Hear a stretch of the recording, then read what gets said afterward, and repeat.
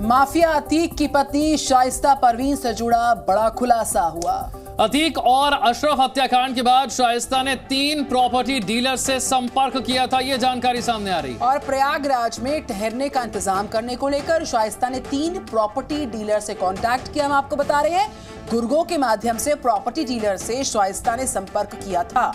कार्रवाई की जद में आने की आशंका को देखते हुए प्रॉपर्टी डीलर ने अतीक के गुर्गों से बातचीत नहीं की थी।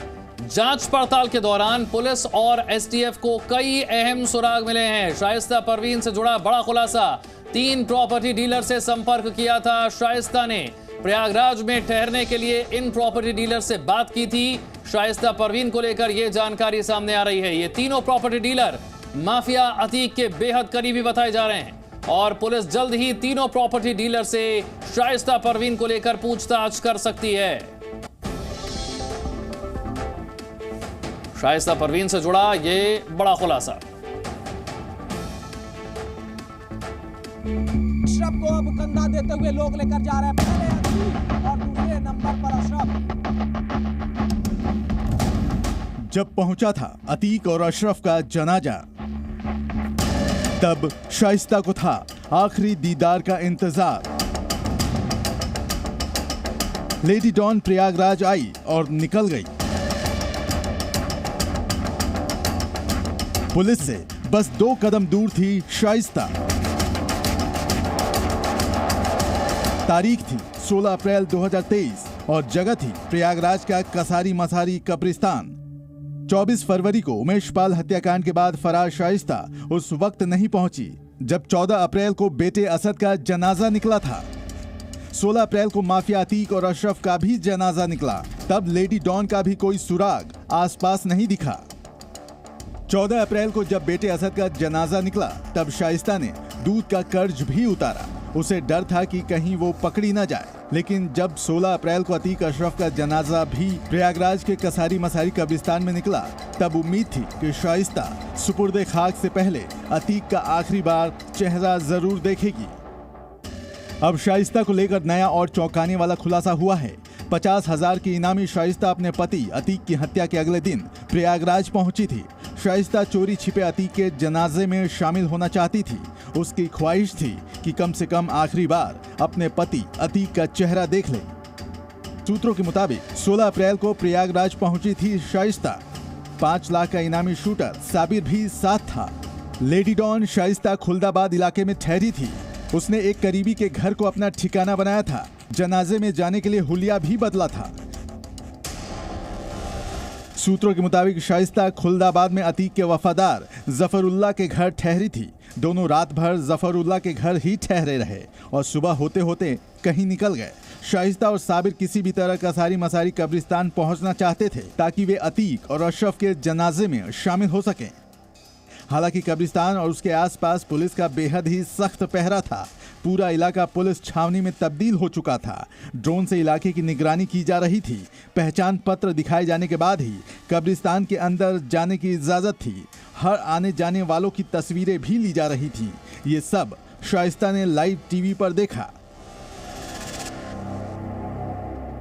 तब शाइस्ता के सामने 2 रास्ते थे। पहला, पुलिस सुरक्षा को भेद कर कब्रिस्तान के अंदर पहुंचना और दूसरा, तुरंत वहां से भाग निकलना ताकि पुलिस को भनक लगे तब भी वो दूर निकल चुकी हो। शाइस्ता ने पहले ऑप्शन को आजमाना भी चाहा। कोशिश की थी कि वो बुर्का पहनकर कब्रिस्तान के अंदर जाए और उसने अपना हुलिया भी बदला था। लेकिन कब्रिस्तान में पुलिस की कड़ी सुरक्षा को देखते हुए शाइस्ता के हौसले पस्त हो गए। लेडी डॉन कोई भी जोखिम नहीं लेना चाहती थी, इसलिए इरादा बदल लिया और शूटर साबिर के साथ फिर वहां से फरार हो गई। इस तरह से शाइस्ता पुलिस के हाथ में आते आते रह गई।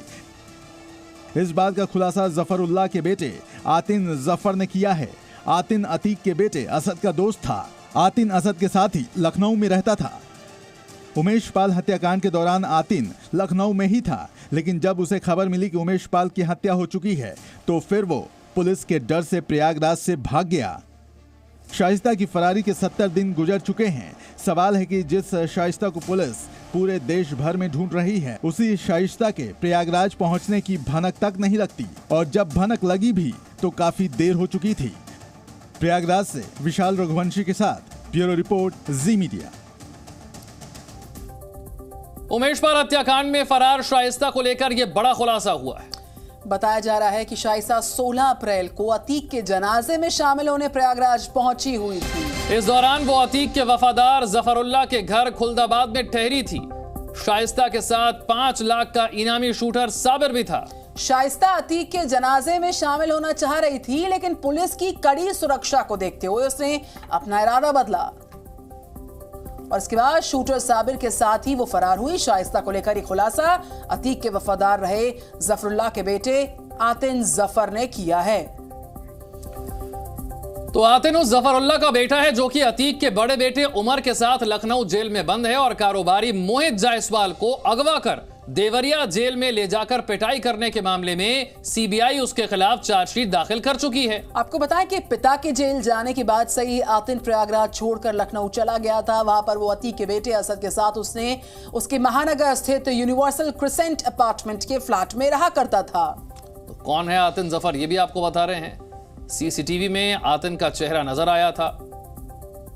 असद का लोकेशन लखनऊ दिखाने की मंशा रही थी। आतिन के पास से असद का फोन भी मिला था। जफरुल्लाह का बेटा है आतिन जफर।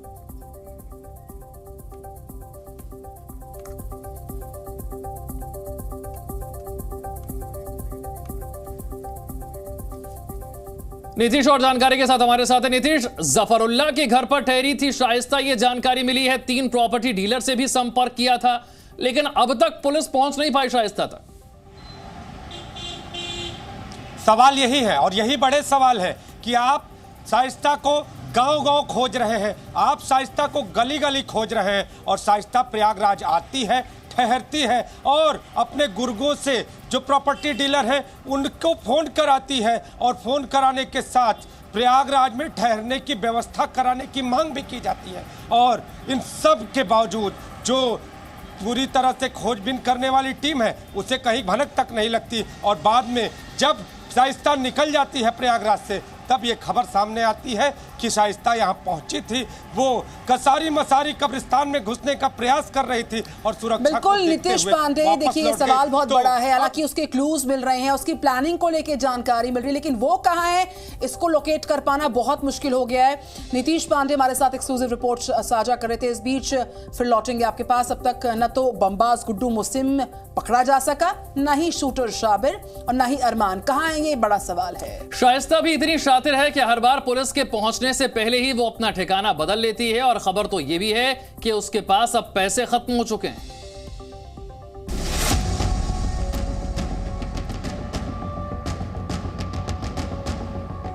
सत्तर दिनों से शाइस्ता की चोर सिपाही, फरारी का शागिर्द शाइस्ता संग साबिर, कभी दिल्ली कभी प्रयागराज, 4 राज्यों में लेडी डॉन की तलाश। 70 दिन कम नहीं होते, वक्त के हिसाब से भी और पुलिस के हिसाब से भी। आज की टेक्नोलॉजी ऐसी है कि मिनटों में किसी का भी लोकेशन पता किया जा सकता है। लेकिन शाइस्ता इतनी शातिर है कि वो किसी भी टेक्नोलॉजी के जाल में नहीं फंसती। जहां शाइस्ता है वहां पुलिस नहीं पहुंचती और जहां पुलिस है वहां शाइस्ता आती है और चकमा देकर निकल भी जाती है। यूपी एसटीएफ ने शाइस्ता की तलाश में प्रयागराज से दिल्ली तक तलाश की, लेकिन एसटीएफ के पहुंचने से पहले ही लेडी डॉन लापता हो जाती है। अब तक एसटीएफ 4 राज्यों में शाइस्ता की तलाश में खाक छान चुकी है, लेकिन शाइस्ता का कोई पता नहीं चला है।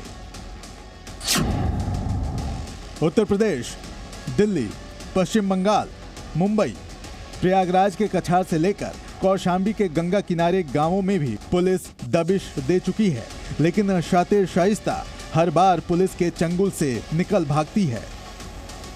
19 अप्रैल को शाइस्ता के कौशाम्बी में छिपे होने की खबर मिली। पुलिस की टीम ने कौशाम्बी के कई इलाकों में छापेमारी भी की, लेकिन कोई फायदा नहीं हुआ। शाइस्ता के दिल्ली में होने की खबर मिली। किसी ने दिल्ली पुलिस को बताया कि शाइस्ता बस में फरार होकर भाग रही है। इसके बाद दिल्ली पुलिस ने यूपी पुलिस को जानकारी दी, जिसके बाद बस का पीछा किया गया। लेकिन शाइस्ता वहां भी नहीं मिली। एसटीएफ का दावा है कि जल्द ही शाइस्ता को गिरफ्तार कर लिया जाएगा।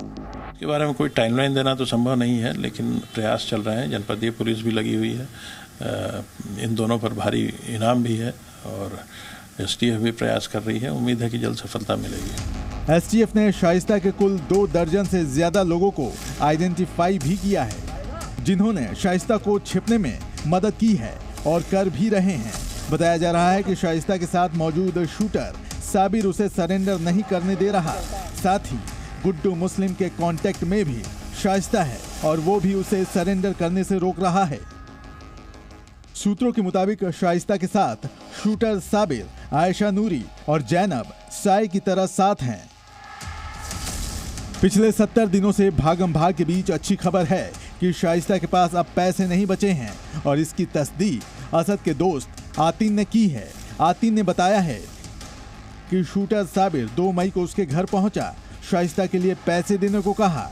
शाइस्ता के पास पैसे खत्म हो चुके हैं। शाइस्ता के सोर्स पर पुलिस का शिकंजा है। शाइस्ता की कोई मदद नहीं कर पा रहा है। यानी ज्यादा दिन तक भागना शाइस्ता के लिए आसान नहीं है। अब तक उसके पास जितने भी पैसे हैं वो ज्यादा दिन तक चल नहीं सकते हैं। पैसों की जरूरत होते ही शाइस्ता उसके गुर्गे बाहर निकलेंगे। ऐसे में पुलिस को उस तक पहुंचना आसान हो जाएगा। ब्यूरो रिपोर्ट, जी मीडिया। जी न्यूज़।